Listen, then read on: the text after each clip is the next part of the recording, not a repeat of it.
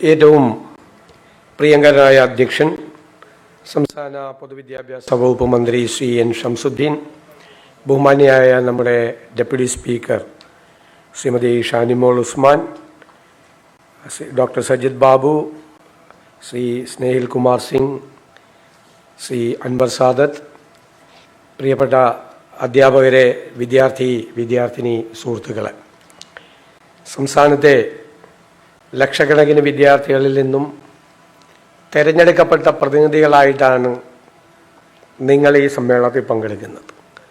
വിദ്യാഭ്യാസ മന്ത്രി വിശേഷിപ്പിച്ചതുപോലെ സംസ്ഥാനത്തെ മിടുക്കികളും മിടുക്കന്മാരും പങ്കെടുക്കുന്ന ഈ ഒരു മഹായോഗത്തിൽ സാന്നിധ്യമാകാൻ കഴിഞ്ഞതിൻ്റെ സന്തോഷം ഞാൻ പങ്കുവയ്ക്കുകയാണ്.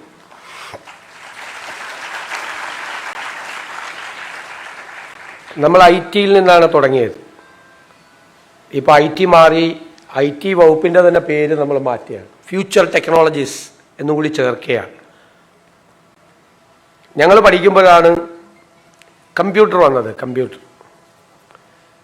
കമ്പ്യൂട്ടർ വന്നപ്പോൾ അതൊരു ഭയങ്കര വിപ്ലവകരമായ ഒരു മാറ്റമായിരുന്നു. ലോകം മുഴുവൻ വലിയ ചർച്ചയായിരുന്നു. നമ്മുടെ രാജ്യത്തും വലിയ ചർച്ചയായിരുന്നു. അന്നത്തെ പ്രധാനമന്ത്രിയായിരുന്ന ശ്രീ രാജീവ് ഗാന്ധി 21ാം നൂറ്റാണ്ടിലേക്ക് ഇന്ത്യയെ കൈപിടിച്ചു കൊണ്ടുപോകാൻ രാജ്യത്ത് ഡിജിറ്റൽ ലിറ്ററസിയും കമ്പ്യൂട്ടറും സുപ്രധാനമായ പങ്കുവഹിക്കും എന്നെല്ലാം വിശേഷിപ്പിച്ചു. അദ്ദേഹമാണ് അതിൻ്റെ മുൻനിരയിൽ നിന്നത്. നമ്മുടെ സംസ്ഥാനത്ത് പതിവ് പോലെ കമ്പ്യൂട്ടർ വേണോ വേണ്ടേ എന്നുള്ളതിനെക്കുറിച്ചൊക്കെ കുറേ നാൾ ചർച്ച ചെയ്തു. അതങ്ങനെയാണ് കേരളത്തിൽ. പക്ഷേ എല്ലാവർക്കും അതിൻ്റെ ഭാഗമാകേണ്ടി വന്നു. ഇന്ന് നമ്മുടെ രാജ്യത്ത് നിന്ന്, കേരളത്തിൽ നിന്ന് ഒരുപാട് IT എക്സ്പേർട്സ് ലോകത്തിൻ്റെ വിവിധ ഭാഗങ്ങളിൽ വർക്ക് ചെയ്യുകയാണ്.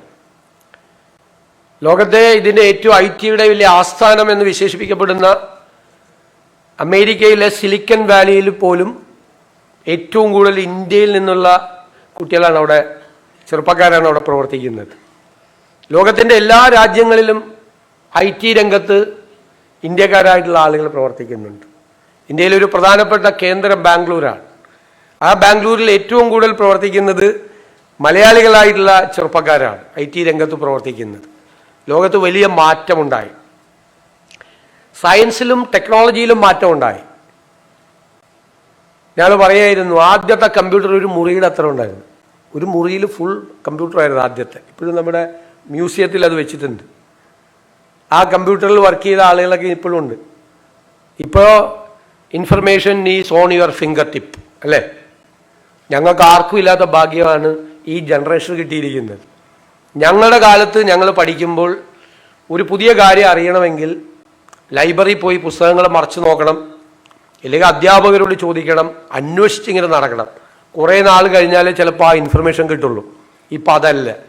നിങ്ങൾക്ക് ഏത് വിവരം വേണമെങ്കിലും, ഏത് വിഷയം വേണമെങ്കിലും നിങ്ങൾക്ക് നിങ്ങളുടെ ഫിംഗർ ടിപ്പിൻ്റെ അറ്റത്താണ് ഇതെല്ലാം. എല്ലാ വിവരങ്ങളും ലോകത്തിതാണ്. ആ മാറ്റമാണ് ലോകത്തുണ്ടായിക്കൊണ്ടിരിക്കുന്നത്. എല്ലാ കാലത്തും മനുഷ്യൻ പുതിയ പുതിയ കണ്ടുപിടുത്തങ്ങൾ നടത്തി, ഗവേഷണങ്ങൾ നടത്തി, പുതിയ അറിവുകൾ സമ്പാദിച്ചിട്ടുണ്ട്. ഞങ്ങളുടെ കാലത്തൊക്കെ ഉണ്ട്. പക്ഷെ ഇപ്പോൾ നടക്കുന്നത് നോളജ് എക്സ്പ്ലോഷനാണ്, വിജ്ഞാന വിസ്ഫോടനമാണ്. നമ്മൾ ഇവിടെ ഇരിക്കുമ്പോൾ ലോകത്തിൻ്റെ വിവിധ ഭാഗങ്ങളിൽ, വിവിധ സർവകലാശാലകളിൽ, ഇൻസ്റ്റിറ്റ്യൂട്ടുകളിലെല്ലാം വലിയ ഗവേഷണങ്ങൾ നടക്കുകയാണ്, റിസർച്ച് നടക്കുകയാണ്. ഓരോ മിനിറ്റിലും പുതിയ അറിവുകൾ ഉണ്ടാവുകയാണ്. ആ അറിവുകൾ ഉണ്ടാകുന്നതിൻ്റെ വേഗത എന്ന് പറയുന്നത് വിസ്മയകരമായ വേഗതയാണ്. ഇപ്പം എഞ്ചിനീയറിംഗ് കോളേജിൽ പഠിക്കുന്ന ഒരു കുട്ടി ആ സിലബസ് അനുസരിച്ച് പഠിച്ച് പുറത്തു വരുമ്പോൾ ആ പഠിച്ച കാര്യം ഔട്ട്ഡേറ്റഡ് ആവുകയാണ്, പുതിയ നോളജ് വരികയാണ്. ഇന്നത്തെ കാലത്തെ ഏറ്റവും വലിയ വെല്ലുവിളി എന്ന് പറയുന്നത് നോളജ് അപ്ഡേറ്റ് ചെയ്യുക എന്നുള്ളതാണ്. ആ നോളജ് അപ്ഡേറ്റ് ചെയ്യുക എന്നുള്ളത് ചലഞ്ചാണ് നമ്മുടെ മുമ്പിൽ ഏറ്റവും ഉള്ളത്. ഒരുപാട് കാര്യങ്ങൾ, ഒരുപാട് മാറ്റങ്ങൾ ഉണ്ടാവുകയാണ്. മനുഷ്യൻ്റെ എന്തുമാത്രം ക്രിയേഷൻസ് ആണ് ലോകത്തുണ്ടായിരിക്കുന്നത്. മനുഷ്യനുണ്ടായ കാലം മുതൽ ഇപ്പം നിങ്ങളുടെ മീതെ പറക്കുന്ന ഡ്രോൺ മനുഷ്യൻ്റെ ഒരു ക്രിയേഷനാണ്. ഈ മൈക്ക് ക്രിയേഷനാണ്. ഒരുപാട് കാര്യങ്ങളുണ്ട്. പക്ഷേ മനുഷ്യ വംശത്തിൻ്റെ ചരിത്രത്തിൽ ഇല്ലാത്ത അത്ഭുതകരമായ ഒരു കണ്ടുപിടുത്തമാണ് ആർട്ടിഫിഷ്യൽ ഇൻ്റലിജൻസ്. ഞാൻ കഴിഞ്ഞ വർഷം ഒരു പുസ്തകം വായിച്ചു. ആർട്ടിഫിഷ്യൽ ഇൻ്റലിജൻസിൻ്റെ എക്സ്പേർട്ടായിട്ടുള്ള റേ കേഴ്സ്വെൽ എന്ന് പറയുന്ന ഒരു എഴുത്തുകാരൻ എഴുതിയ പുസ്തകമാണ്. സിംഗുലാരിറ്റി ഈസ് നിയറർ എന്നാണ്. ആ പുസ്തകം വായിച്ചാൽ ഞെട്ടിപ്പോവും. അദ്ദേഹം പറയുന്നത് ഈ ഡെക്കേഡിൻ്റെ, ഈ ദശകത്തിൻ്റെ അവസാനമാവുമ്പോൾ ആർട്ടിഫിഷ്യൽ ഇൻ്റലിജൻസ് അത് ഹ്യൂമൻ ഇൻ്റലിജൻസിൻ്റെ ഒപ്പമെത്തും എന്നാണ്, ഈക്വലായിട്ട്. പിന്നീട് ഒരു 5-6 വർഷം കഴിയുമ്പോൾ, ചിലപ്പോൾ ആ 6 വർഷം ഉണ്ടാവില്ല അദ്ദേഹം കണക്കാക്കിയത്, അതിനേക്കാൾ വേഗത്തിൽ അത് മനുഷ്യൻ്റെ ബുദ്ധിശക്തിയെ, ഹ്യൂമൻ ഇൻ്റലിജൻസിനെ ബൈപ്പാസ് ചെയ്ത് സൂപ്പർ ഇൻ്റലിജൻ്റ് ആവുമെന്ന്. ആലോചിച്ച് നോക്കിയേ, മനുഷ്യവംശത്തിൻ്റെ ചരിത്രത്തിൽ ആദ്യമായി മനുഷ്യൻ്റെ ഒരു ക്രിയേഷൻ മനുഷ്യൻ്റെ ബുദ്ധിശക്തിയുടെ അപ്പുറത്തേക്ക് പോവുകയാണ്, മനുഷ്യനേക്കാൾ ബുദ്ധിയുള്ളതായി മാറുകയാണ്. നമ്മൾ എന്തെല്ലാം സാധനം ഉണ്ടാക്കിയിരിക്കുന്നത്. ഹരാരെയുടെ ഒരു മനോഹരമായ പുസ്തകമുണ്ട്, നെക്സസ്. അതിൽ അദ്ദേഹം പറയുന്നത് മനുഷ്യൻ്റെ ക്രിയേഷനെ പറ്റി, ഈ ആർട്ടിഫിഷ്യൽ ഇൻ്റലിജൻസിനെ കമ്പയർ ചെയ്യുന്നത്. കടാര മനുഷ്യനുണ്ടാക്കിയതാണ്, അല്ല ആളുകളെ കുത്തിക്കൊല്ല ഒരുപാട് പേര്. പക്ഷേ അത് ഈ ടീപ്പോയിൽ വെച്ചാലോ നിരുപദ്രവകാരിയാണ്, ഒറ്റയ്ക്ക് ഒന്നും ചെയ്യില്ല. ഒറ്റയ്ക്ക് എഴുന്നേറ്റ് വന്ന് നിങ്ങളെ കുത്തുവോ? ഇല്ല. ഒരു ഫുൾ ഓർഡർ റിവോൾവർ മനുഷ്യനുണ്ടാക്കിയതാണ്, മറ്റുള്ളവരെ കൊല്ലാൻ വേണ്ടിയിട്ടുണ്ടാക്കിയതാണ്. ആ സാധനം ഒരു ടേബിളിൻ്റെ മീതെ വെച്ചാൽ കുഴപ്പമുണ്ടാക്കുമോ? ഒറ്റയ്ക്ക് പോയി എഴുന്നേറ്റ് എല്ലാവരും വെടിവെക്കുമോ? ഇല്ല. ഏറ്റവും കുഴപ്പം പിടിച്ച സാധനം എന്താ? മനുഷ്യനുണ്ടാക്കിയത് ബോംബാണ്, അല്ലേ? ആ ബോംബ് ഒറ്റയ്ക്കൊരു പ്ലെയിനിൽ കയറി നമ്മുടെ ഉക്രൈനിലും പാലസ്തീനിലും പോയി ബോംബിടുമോ? ഇല്ല. പക്ഷെ അതിൻ്റെ അപ്പുറത്തേക്ക്, അതായത് ഹ്യൂമൻ ഇൻ്റർവെൻഷൻ വേണം. പക്ഷെ ആർട്ടിഫിഷ്യൽ ഇൻ്റലിജൻസ് പ്രിഡിക്റ്റ് ചെയ്യാൻ പറ്റാത്ത തലത്തിലേക്ക് അത് പോവുകയാണെന്നാണ് പറയുന്നത്. ഇത് നോളജ് എക്സ്പ്ലോഷൻ്റെ ഈ കാലത്ത് ഓരോ പ്രൊജക്ഷനുണ്ട്, ഓരോ പ്രൊജക്ഷൻ. ആ പ്രൊജക്ഷൻ മെഡിക്കൽ സയൻസിലെ കാര്യം തന്നെ ഹരാരെ പറഞ്ഞിരിക്കുന്നത് ഭയങ്കര രസകരമാണ്. അതായത് അദ്ദേഹം ചോദിക്കുന്നൊരു ചോദ്യം, കഴിഞ്ഞ നൂറ്റാണ്ടിൽ മനുഷ്യൻ്റെ ആയുസ് എത്രയായിരുന്നു? ശരാശരി 35 വയസ്സ് ആയിരുന്നു. ഇപ്പോഴെത്രയാണ് മനുഷ്യൻ്റെ ആയുസ്? 70-നും 75-നും ഇടയിലായി, ഇരട്ടിയിൽ കൂടുതലായി. കഴിഞ്ഞ നൂറ്റാണ്ടിൽ ഒരാൾ മരിച്ചാൽ എന്താണ് മരിക്കാൻ കാരണം എന്ന് ചോദിച്ചപ്പോൾ നെഞ്ചുവേദന വന്നു മരിച്ചു. ഇപ്പം നെഞ്ചുവേദന വന്നാലോ ഡോക്ടർ ട്രെഡ്മില്ലിൽ ഓടിക്കും, ECG എടുക്കും, അല്ലെ വേണമെങ്കിൽ ഒരു ആൻജിയോപ്ലാസ്റ്റി ചെയ്യും. ഇനി അതിലും കൂടുതലാണെങ്കിൽ ഒരു ബൈപ്പാസ് സർജറി ചെയ്ത് 4 ദിവസം കഴിയുമ്പോൾ എഴുന്നേറ്റ് വീട്ടിൽ പോകാൻ പറയും.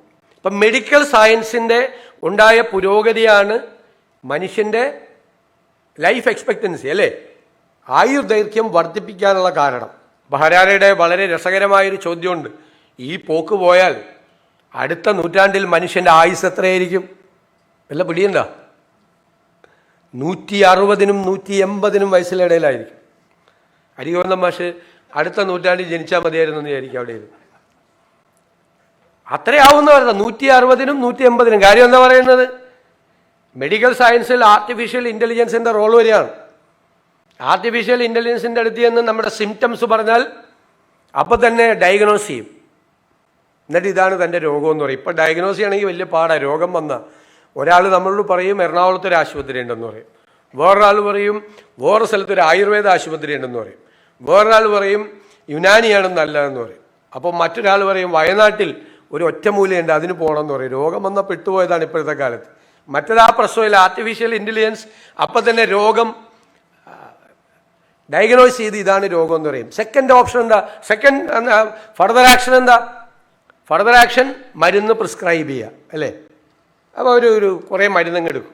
അതിൻ്റെ പറയും ഇത് വേണ്ട, തൻ്റെ കിഡ്നി അടിച്ചു പോകും, ഇത് വേണ്ട, ഇത് തൻ്റെ ലിവർ പോകും, this is the right medicine, മരുന്ന് കഴിക്കുക, രോഗം മാറ്റുക.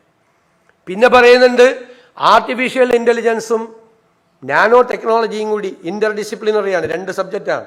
2 കൂടി ഉണ്ടാക്കിയിട്ട് ഒരു നാനോ സംഭവം ഉണ്ടാക്കി, ചെറിയൊരു സംഭവം. അത് ഇഞ്ചക്ട് ചെയ്യുക നമ്മുടെ വെയിനിലൂടെ. അത് ഇഞ്ചക്ട് ചെയ്തിട്ട് അതിങ്ങനെ പോവും. നിങ്ങൾ വീഡിയോ ഗെയിം കളിക്കില്ലേ, ഇങ്ങനെ കയ്യിൽ വെച്ചിട്ട് ഇങ്ങനെ ആ സ്റ്റിക്ക് വെച്ചിട്ട്, അതുപോലെ ഡോക്ടർ ഇങ്ങനെ ഇതിനെ കൺട്രോൾ ചെയ്യും. അപ്പോൾ ഈ സാധനം ഇങ്ങനെ പോവും. ഇത് പോയിട്ട് ഹാർട്ടിലെ ബ്ലോക്ക് ഉണ്ടെങ്കിൽ ബ്ലോക്ക് കംപ്ലീറ്റ് മാറ്റും. അപ്പോൾ ആൻജിയോപ്ലാസ്റ്റി ഇല്ല, ബൈപ്പാസ് സർജറി ഇല്ല, ബ്ലോക്ക് മാറി.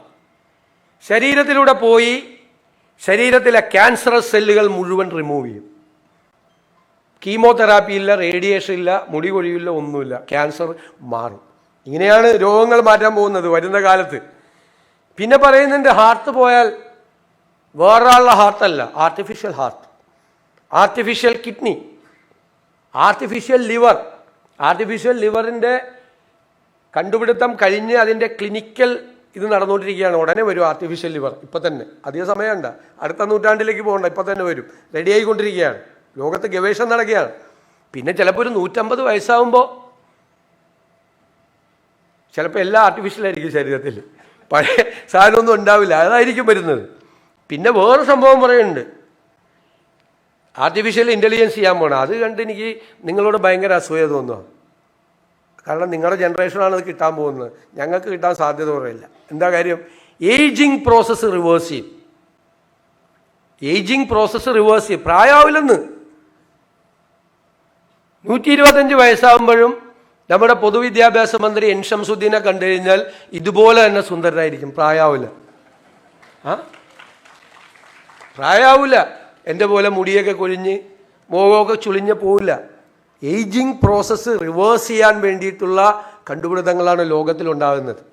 നമ്മൾ വായിച്ചു പോയി കഴിഞ്ഞാൽ ഭയങ്കരമായ അത്ഭുത ലോകത്തേക്കാണ് നിങ്ങൾ പോകുന്നത്, വിസ്മയ ലോകത്തേക്കാണ് എൻ്റെ കുട്ടികൾ പോകുന്നത്.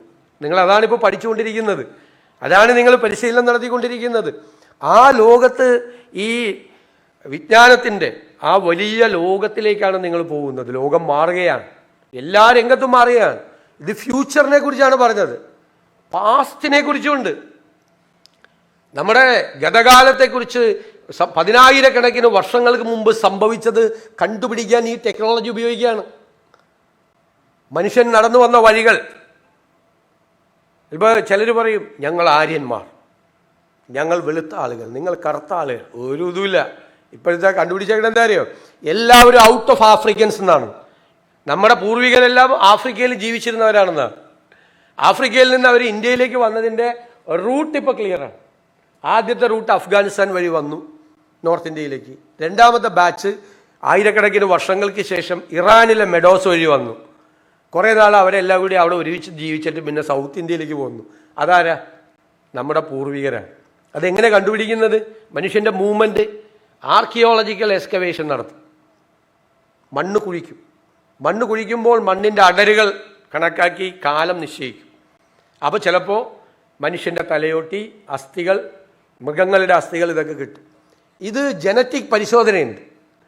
ജനറ്റിക് പരിശോധന ഈ ആർട്ടിഫിഷ്യൽ ഇൻ്റലിജൻസിൻ്റെ സഹായത്തോടു കൂടിയാണ്. ജനറ്റിക് എഞ്ചിനീയറിങ്ങിലേക്കും ആർട്ടിഫിഷ്യൽ ഇൻ്റലിജൻസ് വന്നു. ആ ജനറ്റിക് പരിശോധന നടത്തിയാൽ 10,000 വർഷങ്ങൾക്ക് മുൻപ് ഇതിലേ കടന്നുപോയ ഒരാളുടെ അസ്ഥിയാണ്, സ്കള്ളാണ് അവിടെ കിടക്കുന്നതെന്ന് കണക്കാക്കാൻ പറ്റും. വർഷം കണക്കാക്കാൻ പറ്റും. അത് ഓരോ വർഷം കഴിയുന്നതോറും അതിൻ്റെ പ്രിസിഷൻ കൂടുകയാണ്. ഇപ്പം പറയുമ്പോൾ പറയും 10,000 വർഷം മുമ്പെന്ന് പറയും. എനിക്ക് തോന്നുന്നു 2 കൊല്ലം കൂടി കഴിഞ്ഞ് കഴിഞ്ഞാൽ പ്രിസിഷനാണ്, സർജിക്കൽ പ്രിസിഷൻ പോലെയാണ്. ഇത്രാമത് വർഷമാണ് ഇനി ഇതിലൂടെ ആൾ കടന്നുപോയത്. മനുഷ്യൻ്റെ മൂവ്മെൻറ്റ് പോലും പാസ്റ്റ്, ഗതകാലത്ത് കടന്നുപോയത്. അത്രയും വലിയ കാര്യങ്ങളാണ് കണ്ടുപിടിക്കപ്പെട്ടുകൊണ്ടിരിക്കുന്നത്. ആ ലോകത്തേക്കാണ് നിങ്ങൾ പോകുന്നത്. ബഹുമാനപ്പെട്ട അധ്യക്ഷൻ മന്ത്രി ഇവിടെ സൂചിപ്പിച്ചതുപോലെ നിങ്ങൾ വളരെ പാഷനേറ്റായി നിങ്ങളുടെ ഈ സബ്ജക്റ്റിനെ, നിങ്ങൾ ഇഷ്ടപ്പെടുന്ന സബ്ജക്റ്റിനോട് വളരെ അർപ്പണബോധത്തോടു കൂടി, ഡെഡിക്കേറ്റഡായി, ഹാർഡ് വർക്ക് ചെയ്ത്, ഞാൻ നേരത്തെ പറഞ്ഞതുപോലെ നോളജ് അപ്ഡേറ്റ് ചെയ്ത് നിങ്ങൾ മുന്നോട്ട് പോകണം. നിങ്ങൾ ഈ നാടിൻ്റെ മുഴുവൻ സ്വപ്നമായി ആണ് ഇപ്പോൾ. ഞാൻ എപ്പോഴും പറയും, മാതാപിതാക്കളുടെ മാത്രം സ്വപ്നമല്ല നിങ്ങൾ, ഞങ്ങളുടെ കൂടി സ്വപ്നമാണ്. നിങ്ങൾ വളർന്നു വലിയ മിടുമിടുക്കികളും മിടുമിടുക്കന്മാരായി മാറുമ്പോഴാണ് നാടിനും വലിയ മാറ്റമുണ്ടാകുന്നത്. ആ നാടിൻ്റെ സ്വപ്നങ്ങൾ സാക്ഷാത്കരിക്കാൻ വേണ്ടിയിട്ടുള്ള വലിയൊരു മൂവ്മെന്റ് രാജ്യത്തിൻ്റെ മുമ്പിൽ നമ്മൾ ഉണ്ടാകണം, ലോകത്തിൻ്റെ മുന്നിൽ നെറുകയിൽ നമ്മൾ ഉണ്ടാകണം. ആ ഒരു മുന്നേറ്റത്തിന്, ആ കേരളത്തിൻ്റെ ആ മുന്നേറ്റത്തിൻ്റെ പാതയിൽ വഴിവിളക്കായി മാറേണ്ടവർ, ശക്തിയായി മാറേണ്ടവർ നിങ്ങളാണ് എന്ന് ഞാൻ വിനയപൂർവ്വം ഓർമ്മിപ്പിച്ചുകൊണ്ട് അവാർഡ് കരസ്ഥമാക്കിയ എല്ലാവരെയും പ്രത്യേകമായി അഭിനന്ദിച്ചുകൊണ്ട് പ്രതിനിധികളായി എത്തിയിട്ടുള്ള നിങ്ങളെ എല്ലാവരെയും അഭിവാദ്യം ചെയ്തുകൊണ്ട് ഞാൻ ഈ പരിപാടി നിങ്ങളുടെ എല്ലാവരുടെയും അനുവാദത്തോടെ ഉദ്ഘാടനം ചെയ്തതായി അറിയിക്കുന്നു. നന്ദി. പുരസ്കാരം